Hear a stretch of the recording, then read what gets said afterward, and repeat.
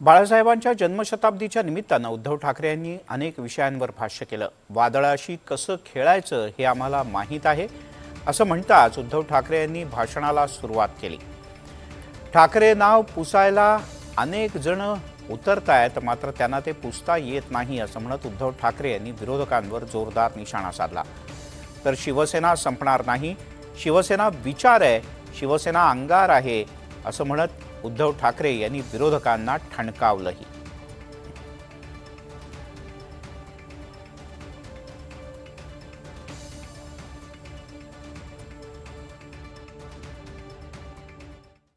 अनेक चढ उतार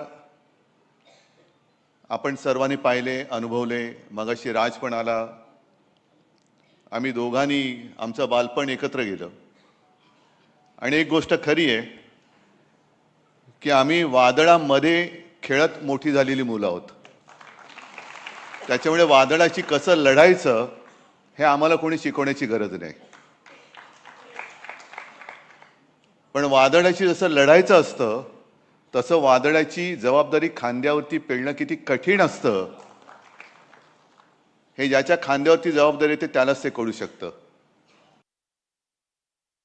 कारण त्यांना स्वतःला आणि माझ्या आजोबांना सुद्धा परिस्थितीनुसार 7वी मध्ये शाळा सोडावी लागली, पण त्यांनी एवढे जे काही कर्तृत्व उभं केलंय की ते ठाकरे नाव पुसायला अनेक जण इकडे उतरतायत, पण अजून ते नावच पुसलं जात नाहीये। असे काय ते वेगळं रसायन होतं आणि त्यांची आम्ही वारसदार। मग त्याला घराणेशाही म्हणायचं तर घराणेशाही म्हणा, मला त्या घराणेशाहीचा आणि घराण्याच्या परंपरेचा अभिमान आहे आणि माझं भाग्य आहे ते। आता त्यांना म्हणजे जे विरोधक आहेत त्यांना त्यांच्या वडिलांचं नाव घ्यायला लाज वाटते, तर मी काही करू शकत नाही।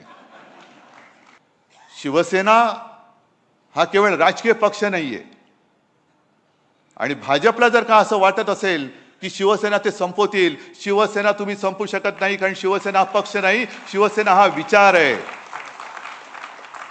शिवसेना हा भूमिपुत्रांचा अंगार आहे आणि शिवसेना म्हणजे अन्यायग्रस्तांच्या हृदयामध्ये पेटलेली मशाल आहे, ती तुम्ही विझवू शकत नाही।